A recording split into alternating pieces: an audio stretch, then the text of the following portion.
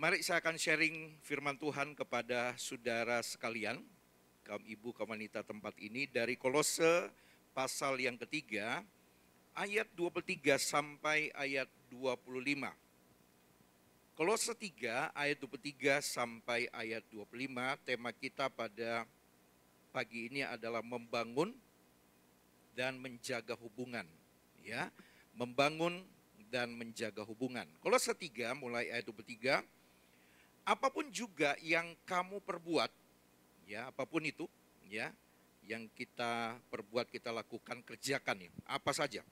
Perbuatlah dengan segenap hatimu seperti untuk Tuhan dan bukan untuk manusia. Kamu tahu bahwa dari Tuhanlah kamu akan menerima bagian yang ditentukan bagimu sebagai upah. Kristus adalah Tuhan atau majikan dan kamu, kita hambanya. Barang siapa berbuat kesalahan, ia akan menanggung kesalahannya itu. Karena Tuhan tidak memandang orang. Amin. Saudara yang kekasih, membangun dan menjaga hubungan. Ini antara kita dengan orang lain, khususnya hubungan kita dengan Tuhan. Hubungan kita dengan Tuhan seperti lagu yang kita nyanyikan tadi adalah hubungan antara bapa dengan anak. Ya, jadi sangat dekat antara bapa dengan anak. Namanya anak, ya ada kalanya nurut, ya baik, obey, ya nyenang no. Tapi ada kalanya mungkin berbuat kesalahan. Makanya kalau sudah lihat di ayat 24 itu berbicara tentang reward. Tapi di ayat 25 itu berbicara tentang punishment. Ya. Di ayat 24 berbicara kalau anak itu benar hidupnya, kelakuannya baik, menyenangkan orang tua, ya, taat kepada bapaknya, maka dia akan dapat hadiah, dapat berkat, dapat upah, reward. Tapi kalau dia berbuat kesalahan, di ayat 25 dikatakan dia akan dapat punishment. Ya. Punishment di sini bukanlah hukuman seperti yang dilakukan Tuhan, ya, atau Tuhan izinkan kepada orang-orang berdosa yang tidak kenal Tuhan dan lain sebagainya, ya, apalagi kalau berujung kepada kebinasaan, tidak. Ya, saudara ingat bahwa Tuhan saja di Alkitab ini banyak ayat yang mengatakan Tuhan berbicara bahwa dia anak yang dia kasihi itu barang siapa ku kasihi dia kuhajar. Ya, jadi bukan cuma diajar yang benar ini loh, yang salah ini.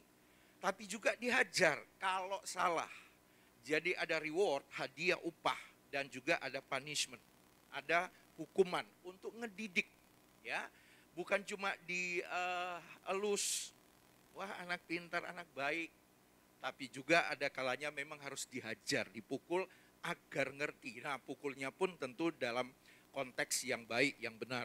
Saudara ya, nggak bisa anak berbuat salah lalu, wah pinter ya, ayo pecahin satu lagi. Waduh, 2 piring udah pecah, hebat. Ya bikin 10-10-nya sekalian aja. Kalau perlu 1 lusin, nanti mama beli lagi. Anak pinter, Pak, anak kita sekarang jago loh mecahin piring gitu ya. Wah hebat ya, lalu papanya juga gitu mendukung. Ya, wah hebat ya. Wah ini pengalaman pelajaran untuk anak kita kalau menikah nanti. Tinggal lempar piring, udah jago sejak kecil gitu ya.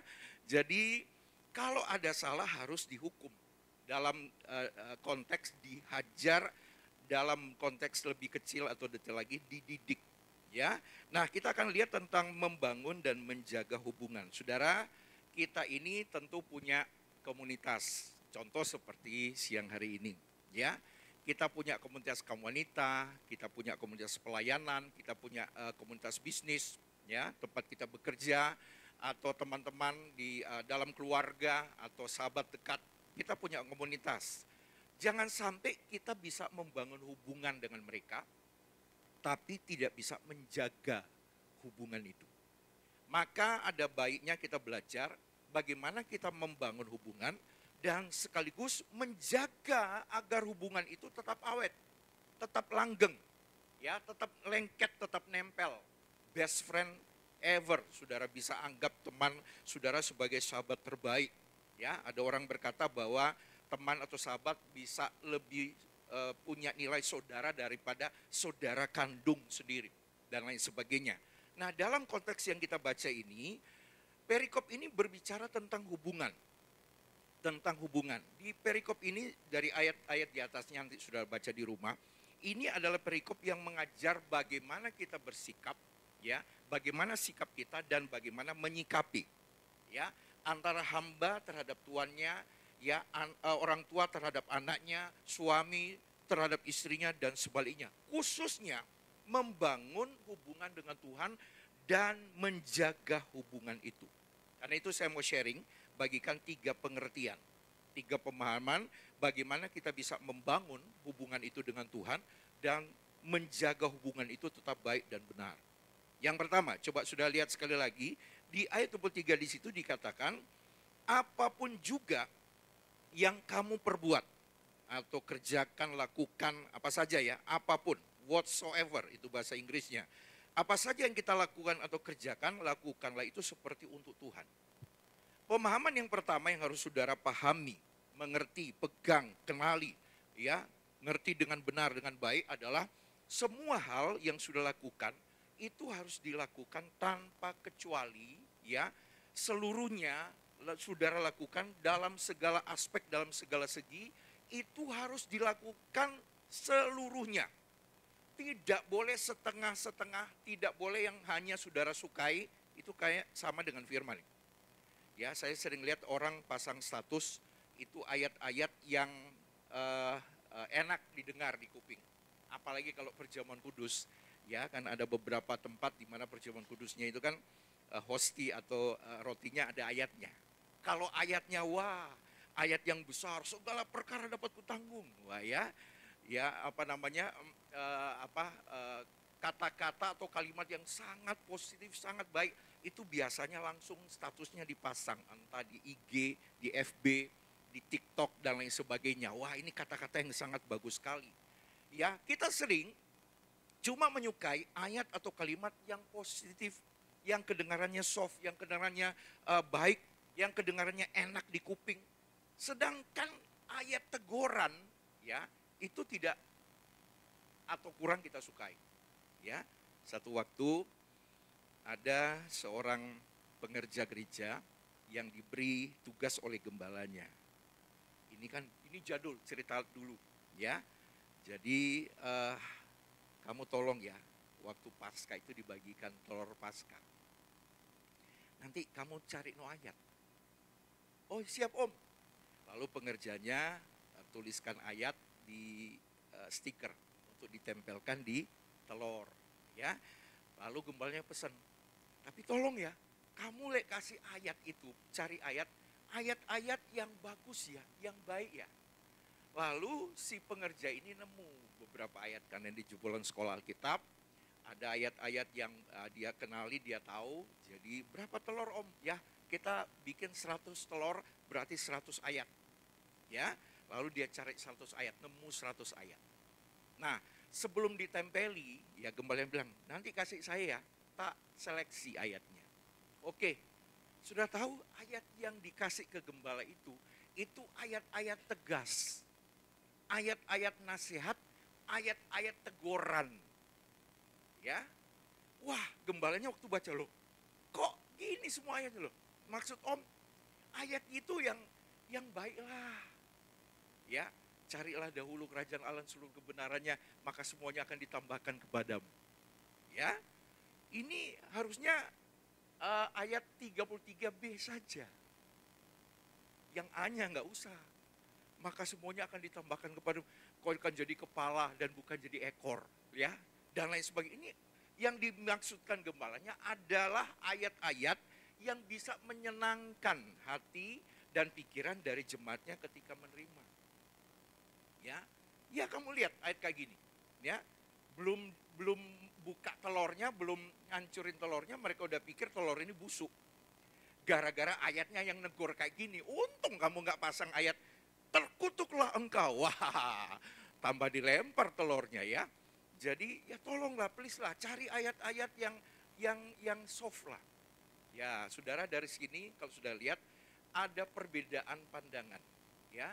Sebenarnya semua ayat itu benar baik adanya. Karena apa yang ada di Alkitab itu bersifat firman Allah. Yang ayat berkat, yang mungkin bagi sebagian orang itu nyenengno, positif, baik, ya soft, ya kalau dengar itu wah menghibur, menguatkan, atau ayat teguran, ya itu pun walaupun teguran keras, itu berarti Tuhan mengasihi, Tuhan mencintai. Makanya ditegur, diarahkan, diluruskan. Nah, pemahaman pengertian-pengertian seperti ini harus kita pahami dengan benar. Yang pertama, saudara dalam membangun dan menjaga hubungan, itu harus dilakukan dalam segala hal, segala aspek, segala sisi, segala segi tanpa terkecuali. Jadi membangun hubungan dengan Tuhan dan sekaligus menjaga hubungan itu bukan cuma waktu di gereja, bukan cuma waktu pelayanan. Saya ini heran, ya ada orang nanti mau ibadah, ya atau mau pelayanan baru ngomong, jaga hati loh, nggak boleh dosa, nggak boleh salah, nggak boleh ngamuk, ya nanti nggak berkenan pelayanannya, nanti ibadahnya nggak berkenan, jaga hati loh. Nanti mau ke kaum wanita, ojo bikin aku ngamuk ya, lek kepedesan nggak usah ngomong, ya anyep juga nggak usah ngomong. Ya, gosong nggak usah ngomong, ya. Aku bisa ngamuk balik loh, ya. Kenapa ada orang kalau mau ke gereja atau mau berdoa atau mau ke bukit doa atau mau melayani baru hatinya dijaga? Kenapa ada orang nanti mau ke luar negeri baru nabung, ya? Tinggal beberapa hari baru cari, pakai baju apa aku ini? Waduh, pakai sempit, waduh bingung, ya. Saya melihat itu dari istri, jangan ngomong-ngomong ya. Mumpung istri saya nggak ada ya Bu Gembala ya. Kalau ketemu please lah jangan ngomong ya. Ya, jadi ya mungkin ini karena wanita ya. Jadi ada acara apapun tuh bingung di soal fit apa enggak bajunya. Bukan fit kesehatannya. Ya tapi masuk enggak? Ketika lo kok sempit padahal aku pingin pakai ini gitu ya. Ya, cocok dengan acaranya gitu ya. Kalau tipikal saya itu biasanya sudah ngerancang. Misalnya sebulan lagi mau pelayanan di mana, saya tanya dress code-nya apa, ya pakai jas, pakai dasi, pakai batik, ya atau pelayanan keluar pulau, penginjilan, KKR, itu di mana? Di stadion atau dalam gedung? Ini untuk youth atau untuk wanita atau untuk umum, ya saya sudah bisa menggambar. Oh nanti bajunya yang dibawa berapa banyak? Oh konsep acara, oke, warnanya ini, ya coraknya ini. Saya akan pakai jas tanpa dasi, mungkin dalamnya cuma kaos saja kalau untuk anak-anak muda dan lain sebagainya. Ya, jadi stylenya saya sudah rancang sejak jauh-jauh hari. Dan saya punya kebiasaan dari dulu yang ngatur ngepak baju kalau berangkat pergi entah keluar kota, keluar pulau, keluar negeri itu saya sendiri. Saya sudah pesan istri dari dulu. Please, tolong kalau soal baju itu selera. Ya, ini loh bagus. Ya, saya ngerti. Ya, tapi saya suka yang model ini. Jadi kalau ada orang nyumbang baju ke saya, aduh, ya antara saya mau protes juga karena saya lebih menyukai kalau baju celana itu yang selera saya sendiri. Ya, kalau ada yang memberi saya nggak keberatan sih, cuma kalau pakai, wah, saya bilang sama istri, aku tak pasar atom wes, apa mau tak bikin itu ya model seperti ini, rubah posisi belahannya di sini. Saya nggak mau pakai yang ada pedangnya di sini tajam itu ya. Ya tipe celananya, bajunya juga gitu. Ya panjangnya sekian dan lain sebagainya. Jadi saya lebih rewel mungkin ke arah itu ya. Jadi ya termasuk rewel juga saudara ya. Tapi ya mungkin kaum wanita kebanyakan saya lihat juga istri, anak-anak juga demikian. Mau acara itu baru bingung. Sebenarnya kenapa nggak jauh-jauh hari? Kalau saya ini naik no badan cepat, turun no badan juga cepat. Ya, seminggu selesai, naik langsung bisa 3-4 kilo. Ya, seminggu 1, ya 2 kilo, 3 kilo pernah turun. Ya, cepet. Mau dinaik no, mau diturun no, cepet. Kalau kaum wanita kan rata-rata itu butuh waktu. Ya, baru-baru ini saya bilang, waduh ini mau ada acara, ada wedding. Ya, jadi wes, dia bilang sama asisten rumah tangga RT kami ya, Mbak tolong ya, gak usah masak seminggu ini, ya. Lalu saya bilang, wah ini nggak usah masak jadi makan luar, nggak usah.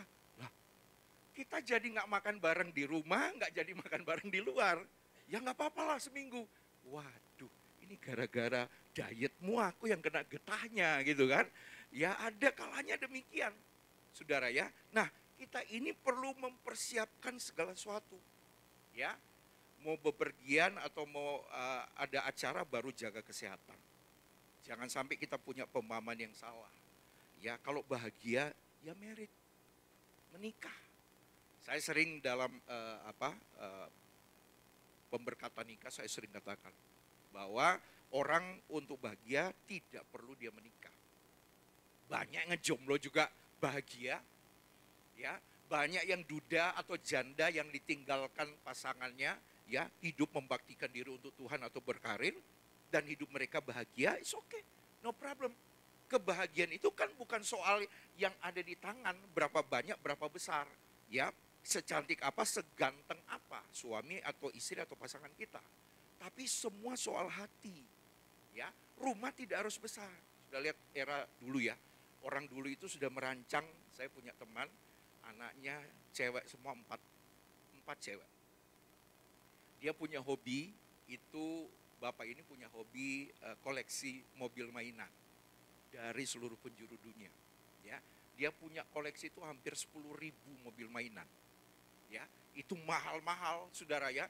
Paling murah saya tanya, paling murah berapa ya? 6 juta, 7 juta. Paling mahal biro, ya hampir 100 juta. Yo ampun. Ya, itu kayak Hot Wheels itu. Ya, kecil-kecil tapi segitu, sepeda motor aja kalah. Itu seharga mobil yang paling murah, saudara ya. Saya pikir, wah, ya ini kalau Bapak Tuhan panggil gimana? Makanya aku ya bingung, anakku 4 cewek. Makanya tiap kali anakku hamil aku doa supaya Tuhan beri cucu lanang. Ternyata keluarnya cewek, saudara. Waduh, aku paling ganteng sendiri di rumah ini. Yang Kong paling ganteng sendiri ya, dia katakan gitu ya. Tapi akhirnya dapat 2 anak cowok. Oh, dia bersyukur banget. Dia bilang, aku akan wariskan semua ini untuk kalian ya. Kita jual Kong boleh, boleh. Ya, tapi jangan waktu Engkong masih hidup ya. Kalau Engkong sudah nggak ada, Engkong udah nggak tahu lah. Engkong udah di sorga, udah senang, happy selamanya, ngapain sih? Ya cuma selama di dunia, please jangan dijual. Ya, kira-kira Pak, saya tanya kira-kira kalau totalan semua berapa? Waduh, aku sih belum pernah ngitung tapi pernah mikiri sih. Ya, dia bilang semua yang ada ini ya paling tidak di atas 10 M. Wah, saya pikir begini. Segitunya, wih, saudara ya, orang itu kalau sudah punya hobi, ya istri memang sangat dicinta, disayang, dicium, dipeluk, ya. Tapi sekali istri sudah habis ngelap mobil lalu kepegang, bisa pak, iya bisa ditangkap. Kelihatan lebih sayang istri daripada istrinya sendiri. Ya, orang kalau sudah punya hobi memang repot, ya. Jadi ayo dalam segala hal kita harus mempersiapkan diri. Karena dalam segala hal, dalam segala segi, dalam segala aspek hidup kita, itu harus kita lakukan yang terbaik untuk Tuhan. Dalam hidup berumah tangga, dalam berdagang, berbisnis, dalam bekerja. Ya apalagi dalam hidup kita ini, our life is worship to Him. Hidup kita adalah penyembahan baginya. Kenapa demikian? Karena diri kita ini adalah hamba Tuhan. Hambanya. Kita menghamba ke Dia. Kita mengabdi kepadanya. Kita kerja untuknya. Kita ini karyawannya. Kita ini pegawainya. Perusahaannya namanya Kerajaan Allah. Kingdom of God. Jadi karena kita ini adalah pengikutnya, karyawannya, itu istilah ya. Ya, pengabdinya, hambanya, apapun yang kita lakukan adalah untuk sang bos, sang tuan, sang majikan. Dia raja, kita rakyat. Dia pemimpin, kita yang dipimpin. Jadi seluruh hidup kita, seantero diri kita ini, semuanya, segenapnya termasuk keluarga, keuangan, bisnis, pelayanan, segala hal dalam hidup kita ini adalah penyembahan baginya. Jadi kalau ibu-ibu di sini melayani suami, saudara sedang melakukan itu untuk Tuhan. Itu sebuah pelayanan bukan cuma di panggung, di mimbar. Bukan ketika sudah di gereja melakukan aktivitas pelayanan, bukan. Di rumah pun, dimanapun itu sebuah pelayanan. Ya, saya belajar ketika ada acara, saya ditanya Pak Vino mau bagian apa kepanitiaan di organisasi misalnya. Oh saya bagian foto aja. Jadi HP saya ini saya selalu menawari diri, mau ditawari jadi ketua, wakil, sekretaris. Enggak. Saya hobi ngefoto ya. Jadi kasih kesempatan sama saya. Jadi kami kalau ada acara itu ini bisa terisi 300-400 foto. Ya. Ngeklik dari sisi sini, sisi sana, ya dari belakang, waktu doa saya lari ke depan, baru balik lagi ke tempat gitu ya, supaya nggak ganggu ibadahnya. Dan semua itu yang saya lakukan. Saya lebih baik demikian. Ketika ke depan ngefoto lihat, wah untuk pembicara, untuk seminar misal 3-4 orang ini, loh belum ada air minum. Saya cepat-cepat ambil. Nggak usah kok nggak disiapin air minum, enggak. Saya cepat-cepat untuk ambil. Saya mengidentifikasi diri sebagai seorang pelengkap. Ketika ada acara, ketika ada grup, ketika ada kegiatan, saya bersifat melengkapi. Makanya matanya jalan terus. AC nyala nggak? Lampu nyala semua nggak? Ya, LCD terang nggak? Ini pencahayaannya demikian bagaimana? Lalu siapa yang terima tamu? Loh, ini kok jalan sendiri ke dalam? Kok nggak ada yang nyalami dan semua itu? Saya memperhatikan. Kalau ada yang kurang, saya yang gantikan. Tipe saya seperti demikian. Karena bagi saya hidup ini dengan semua yang kita lakukan, itu segenap hati ini untuk Tuhan. Itu sebuah penyembahan. Tidak harus di panggung, tidak harus menyanyi dengan suara merdu. Perkataan kita harus kita jaga. Berhati-hatilah dengan semua yang keluar dari dalam diri kita. Pikiran kita, sikap kita, kelakuan kita, perkataan kita. Apakah perkataan kita adalah penyembahan bagi Tuhan? Ya, ketika kita lihat ada orang yang lemah yang jatuh, kita tidak menghakimi. Ya, kita tegur tentu kesalahannya dengan kasih, dengan hikmat dari Tuhan agar orangnya nggak tersinggung atau ngedrop imannya down gara-gara teguran kita, tapi dengan kasih. Tapi sekaligus juga kita beri motivasi. Ya sudah, kamu harus bangkit, jangan bikin ini lagi ya. Ayo yang kuat, kamu bisa, kamu mampu. Itu sebuah penyembahan bagi Tuhan. Anda sedang mewakili Tuhan untuk melayani orang itu, entah itu suami, entah itu anak, entah itu mertua atau menantu saudara. Lakukan dengan sikap yang benar.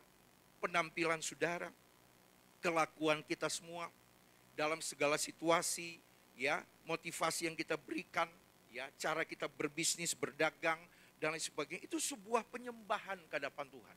Jadi apapun itu, entah pelayanan, ya, entah bisnis, dagang, kerja kita, entah hidup berumah tangga, berkeluarga, hubungan-hubungan yang ada, lakukan semuanya itu seperti untuk Tuhan. Dan itu sebuah penyembahan baginya. Ketika Tuhan mencium bau-bauan yang enak, seperti persembahannya Habel yang Tuhan cium, wah enak. Saudara kalau lagi lapar, ya, lalu cium yang enak. Hari ini hari pertama saya masak kembali di rumah. Kenapa? Karena ART puasa. Waktu masak, dibilang, Pak ini ada nasi sisa kemarin malam. Biasa kalau bikin nasi goreng tuh yang kemarin punya itu enak. Asal dikeluarkan dulu dari kulkas ya. Ya, sebelum siapin Mbak, bawang merah, bawang putih. Ya, saya ingin pakai kunyit dikit. Ya, terasi dikit. Saya bikin nasgor Jawa, saya bilang. Ya, udah lombok 5 ya, untuk 3 orang. Ya, ada telur enggak? Saya mau campur telur. Ya, lalu saya bikin. Waktu saya masak itu bumbunya udah diulek. Saya lebih suka ngulek daripada pakai blender itu ya. Ya. Ngulek, kenapa kalau lebih suka ngulek? Lumayan olahraga. Duk. Lumayan, berkeringat juga loh ya. Ya, udah. Lalu dimasak. Itu baunya keluar. Saya aja yang masuk. Enak. Saya langsung noleh ke ART saya. Waduh, nanti tersinggung repot. Maksudnya kan dia cium, kok enak gitu kan. Takutnya keganggu kan hari pertama ini ya kalau nggak salah ya. Jadi udah akhirnya saya jemput anak nomor 2 yang lagi sekolah masuk ambil internis di UNER. Lalu saya bilang, papa masak nasi goreng. Pakai telur nggak? Pakai. Papa juga bikin itu loh, telur mata sapi. Ya, telur yang bikin ayam tersinggung. Telurnya dia, sapi yang terkenal ya kan saudara ya. Itu kan telur ayam, tapi akhirnya jadi mata sapi, bukan mata ayam, saudara ya.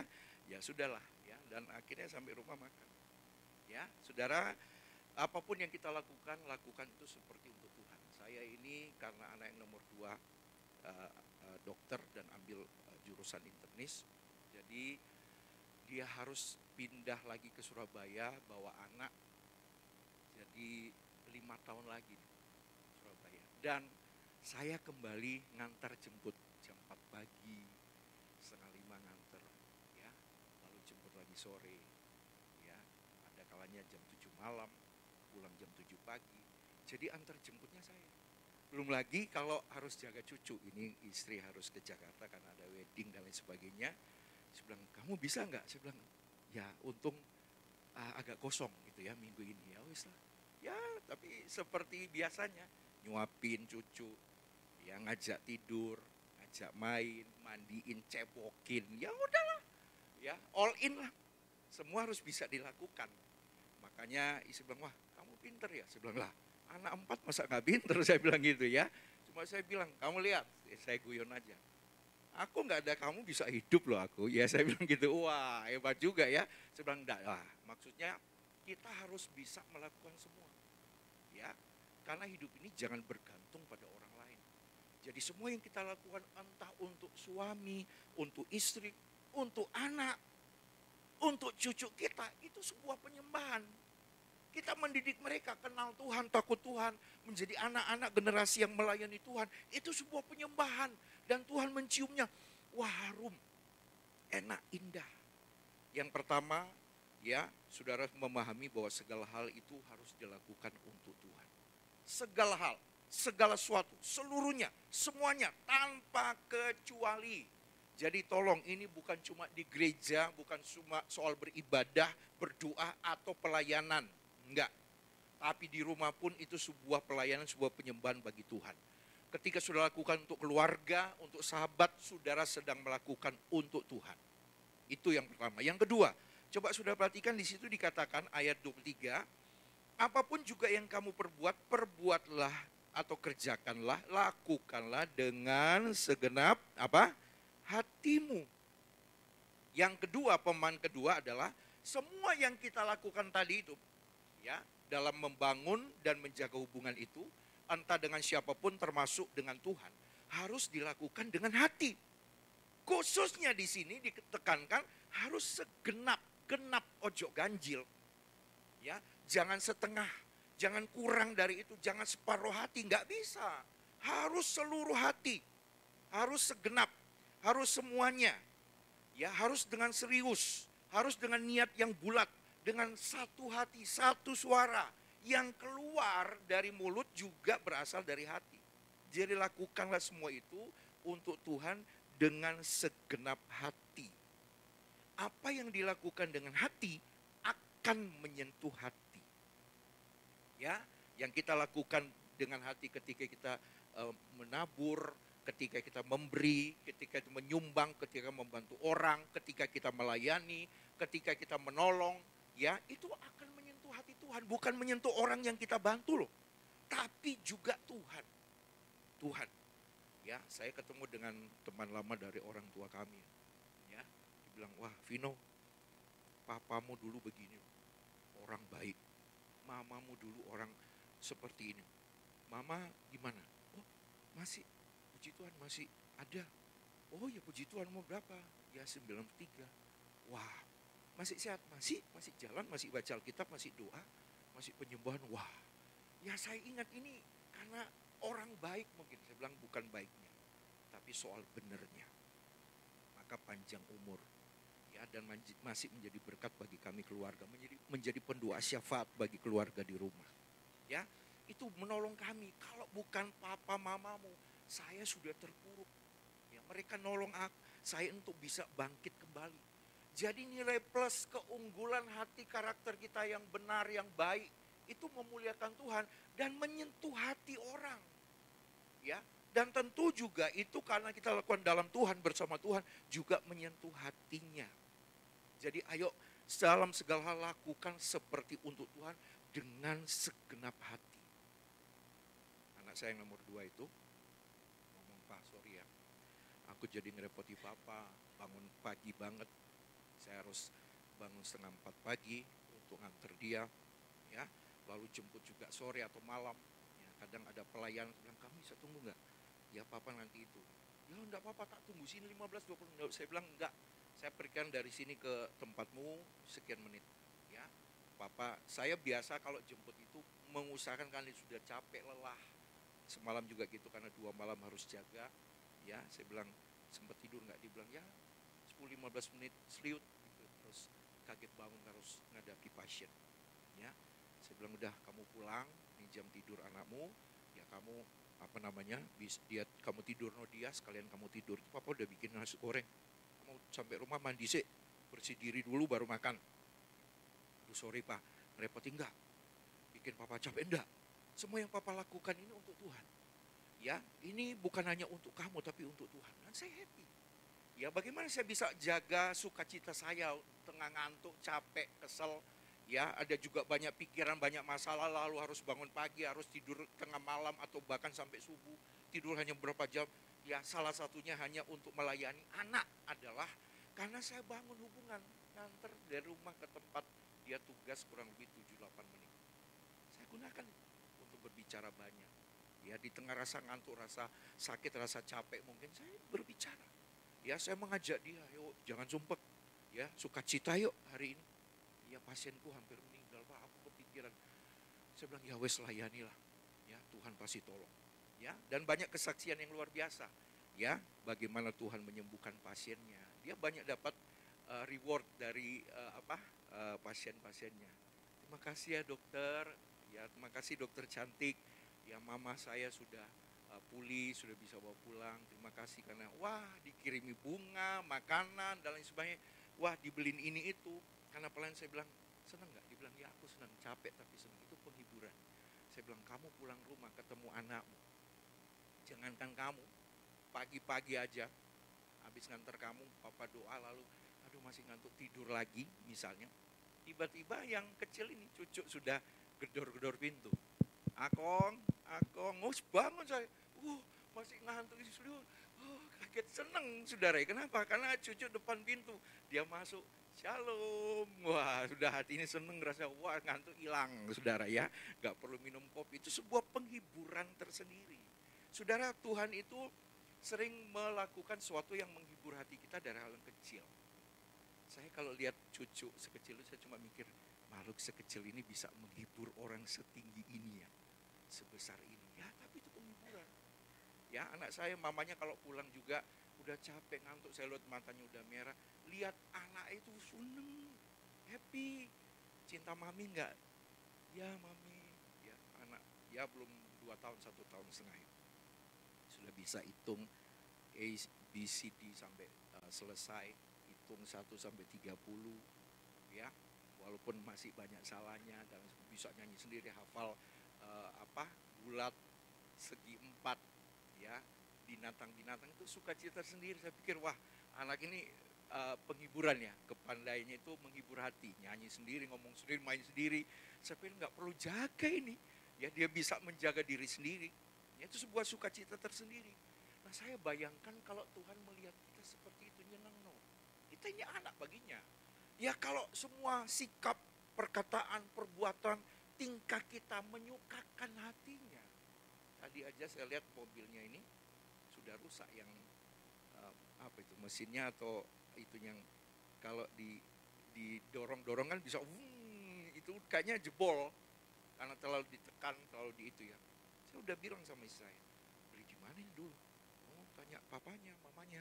Waktu mereka beli ini mainan pertama, waduh, ya itu paling dia sukai. Saya udah mikir, pingin beli no lagi. Kan itu mainan paling dia sukai. Itu saya. Apalagi Tuhan sebagai Bapa yang baik. Dia lihat kita nyeneng no hatinya. Sudah dia nggak sampai hati lihat Anda menderita. Apa yang menjadi kebutuhan saudara? Apa yang menjadi kerinduan, keinginan bahkan selama itu tidak nyerempet dosa, tidak jadi sebuah dosa di hadapan Tuhan, Tuhan pasti akan menyediakan.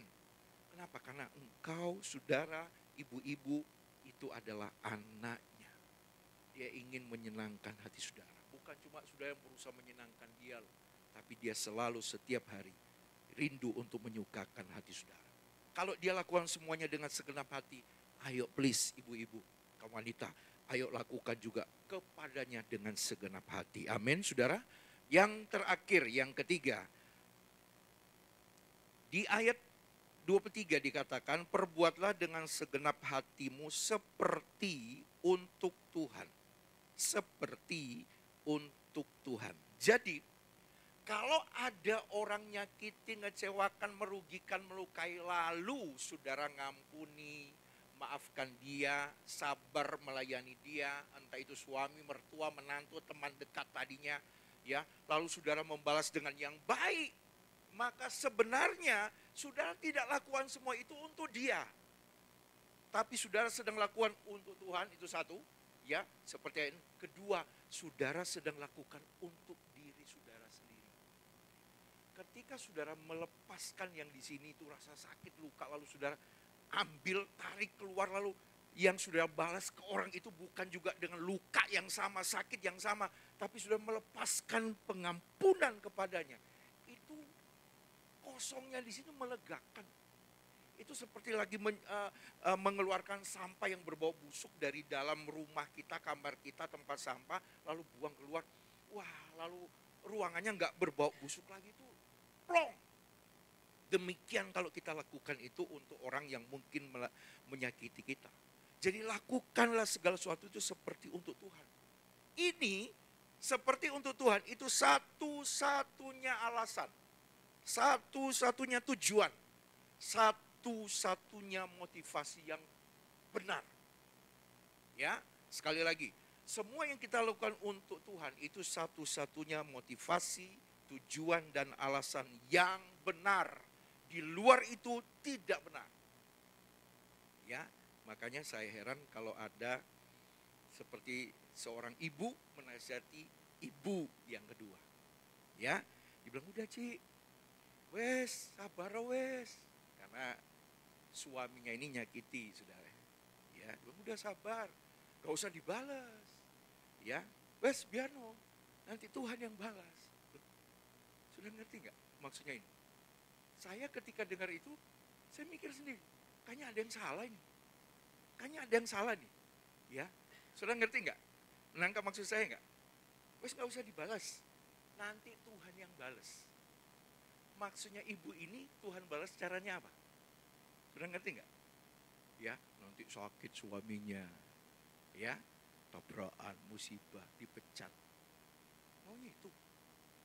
Kan harusnya kita nggak gitu dengan mendorong pesta. Jangan dibalas.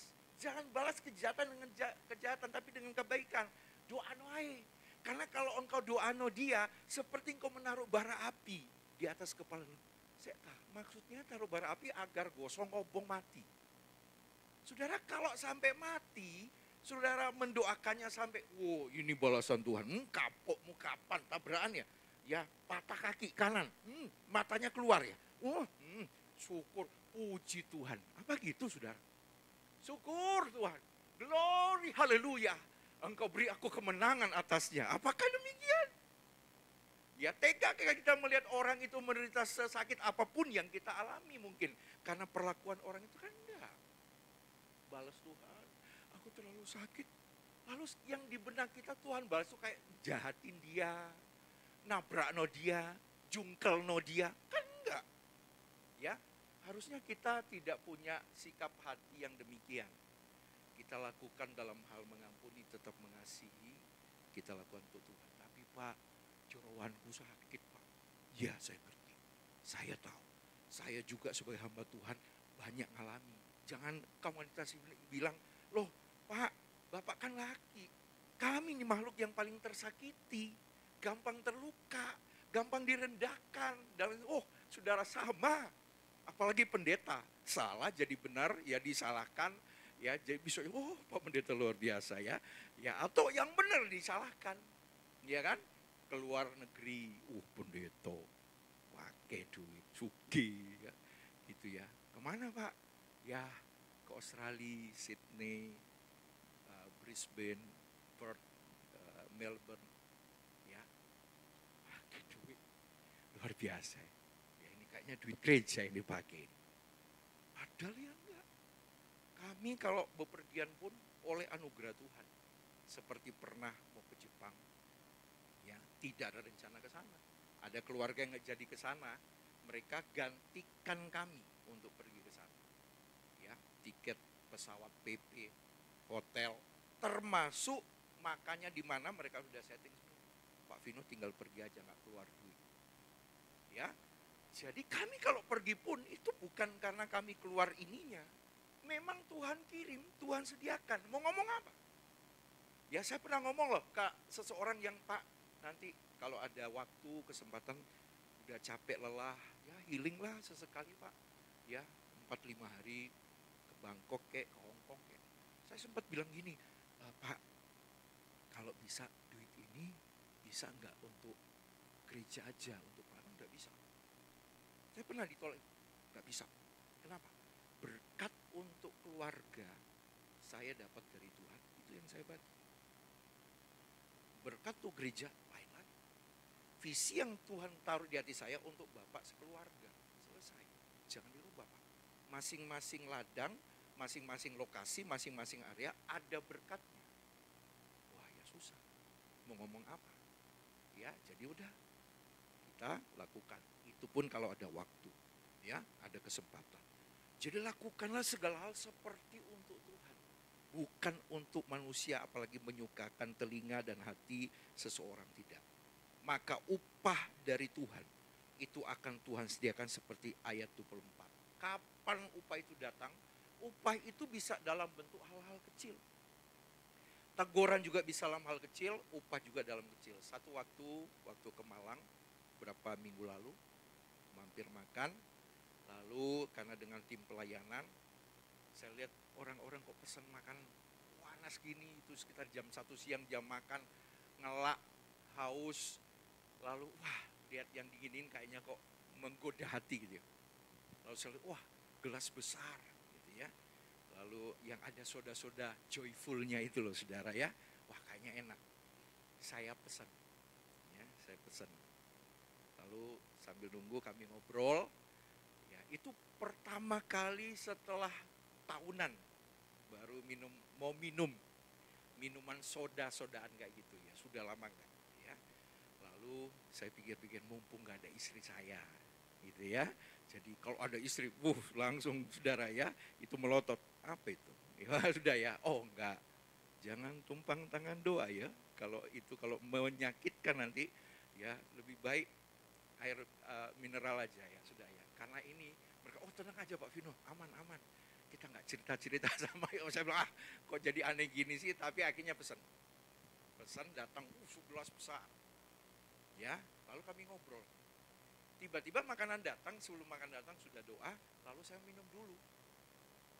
Waktu saya minum, ya ampun, di dalamnya itu sudah ada lalat gede.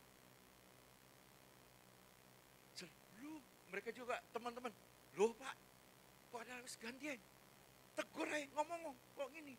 Saya bilang enggak lah, ini ya tadi enggak ada apa-apa, tiba-tiba kita lagi ngobrol enggak kelihatan lalernya masuk. Tapi bagi saya itu semacam warning. Apa warning itu? Sepertinya walaupun istri enggak tahu, ya enggak lihat, kayaknya Tuhan enggak suka saya minum itu. Maka bagi saya itu sebuah peringatan. Saya bilang udah enggak apa-apa, ganti air mineral aja. Biar aja tuh lihat lalernya lagi berenang. Biar aja, lagi happy dia. Wah manis ya. Siram soda Pak, janganlah. Biar aja lah. Ya nanti mereka aja yang buang atau apa ya. Ya, itu sebuah peringatan kecil. Jadi berarti memang Tuhan ngelarang. Ya, jaga kesehatan lah. Pelayan masih panjang. Jadi sampai hal kecil harus jaga. Itu teguran dalam bentuk kecil. Berkat dalam bentuk kecil pun gitu. Satu waktu saya udah lagi marah, emosi, saya terasa loh darah tinggi itu naik, saya darahnya 165, 170, tensi saya tinggi. Dan itu hari itu saya karena ada beban pikiran masalah, beberapa masalah, itu saya terasa loh, ini kayak, wah ini darah naik ini, udah marah sekali, sampai sumpek, mau ngapain juga sumpek gitu ya. Yang kecil, nok, Tong, nok nok. Ya, lalu dia dorong pintunya, ya, masuk dengan senyuman. Itu kayak kayak kayak kobongan kepala ini langsung kayak disiram air. Jos. Wah, seger. Rasanya enak gitu ya. Aduh, main sama dia, sama cuci. Rasanya wah, enak sekali. Hal kecil pun jadi berkat. Jadi jangan nunggu berkat besar. Yang kecil-kecil bisa jadi berkat bagi saudara. Amin. Saya mendorong jemaat Tuhan di sini, kaum wanita sini tetap kuat, lakukan segala sesuatu seperti untuk Tuhan dengan segenap hati. Dalam segala hal. Kalau pelayanan, sungguhlah melayani. Kalau beribadah berdoa, sungguh-sungguhlah berdoa beribadah. Melayani suami istri, termasuk anak, orang tua, mertua, atau menantu. Ya, layani juga dengan segenap hati. Amin. Tuhan memberkati kita sekalian.